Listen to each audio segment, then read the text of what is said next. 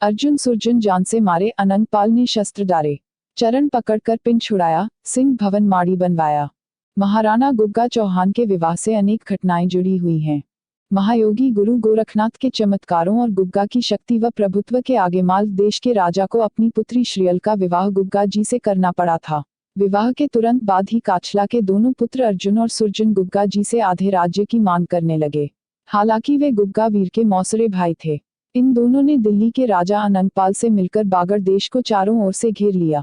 यह बात गुग्गा जी को क्रोध आया और निकल पड़े 5 कपड़े और 5 हथियार उठाकर पापियों का नाश करने। कहा जाता है कि जाहरवीर के नीले घोड़े की टापों की आवाज पाताल लोक तक पहुंच गई। जाहरवीर जोधा का नीला घोड़ा इन राक्षसों को घेर कर खड़ा हो गया।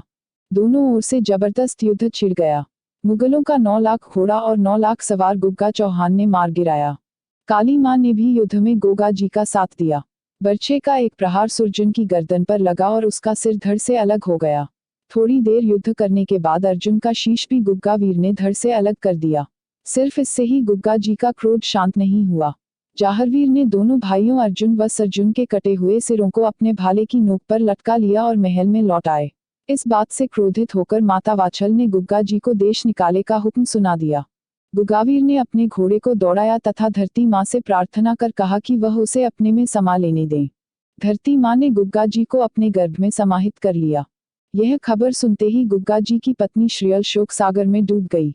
श्रीयल के विलाप उपरांत आकाशीय बिजली ने बताया कि गुग्मल चौहान जीवित हैं और पाताल लोक में ख्वाजा पीर के साथ हार पासा खेल रहे हैं। अपने सतीत्व के बल पर श्रीयल ने शिव सिंहासन को हिला दिया। भगवान शिव ने गुरु गोरखनाथ को श्रीयल की सहायतार्थ भेजा।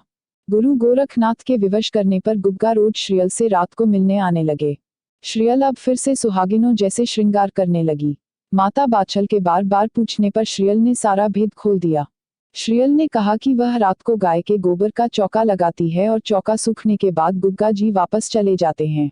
एक दिन बाछल के कहने पर श्रीयल ने चौके पर तेल का लेप चढ़ा दिया ताकि चौका सूखने न पाए। सुबह होने तक चौका नहीं सूखा और माता बाछल ने गुग्गा जी को देख लिया और वापस जाने से रोकने लगी। कहा जाता है कि गुग्गा जी ने अपने गले की माला तोड़कर जमीन पर फेंक दी। जैसे ही माता बाछल उसे उठाने नीचे झुकी, तब तक गुग्गा जी हमेशा के लिए बिछड़ चुके थे। यही कारण है कि गुग्गा जी वर्ष में सिर्फ 9 दिन ही बाहर निकलते हैं और अपने भक्तों की हर मनोकामना पूर्ण करते हैं।